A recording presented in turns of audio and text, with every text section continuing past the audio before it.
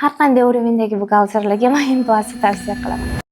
Ismim Muhamedova Sitora. 10 yildan ortiq buxgalteriya sohasida faoliyat olib boraman. Samarqand shahridanman va ko'proq ishlab chiqarish yo'nalishlari bo'yicha buxgalteriyasini yuritaman.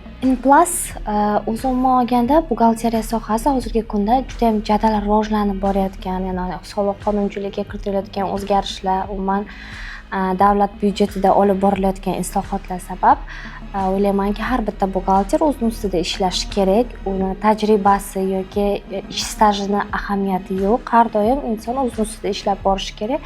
Va Inplus'ni tanlaganim o'tgan yili ham yil yopish kursida qatnashganman. Zamira Jo'rayevna tomonidan tashkil qilingan va o'sha birinchi marta qatnashganimda men o'zimga juda ham ko'p insightlarni olganman. O'sha yil yopish bo'yicha qilingan mana bu davlat tomonidan berilgan imtiyozlar haqida eshitganman, qo'llashni o'rganganman va buni o'zimni faoliyatimda qo'llaganimdan keyin, natijalarini ko'rganimdan keyin shu qarorga keldimki, kelasi yil albatta soliq eksperti kursida o'qiyman degan rejani tuzgandim va mana nasib qilgan ekan, shu yil soliq eksperti kursini men hozir bitiruvchilardan biriga aylandim. Endi Inplus juda ham chuqurlashtirilgan har xil kurslarga ega.